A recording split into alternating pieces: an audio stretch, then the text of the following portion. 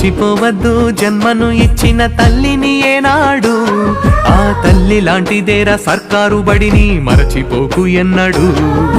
గుర్తు పెట్టుకో చిన్ననాటిని సర్కారు బడినెప్పుడు, రొమ్ము పంచిన అమ్మ ప్రేమతో రమ్మంటోంది ఇప్పుడు. మట్టిలోని విత్తనమే మొలకెత్తి ఎత్తైన చెట్టవునురా, ఎందరికో చల్లని నీడవునురా.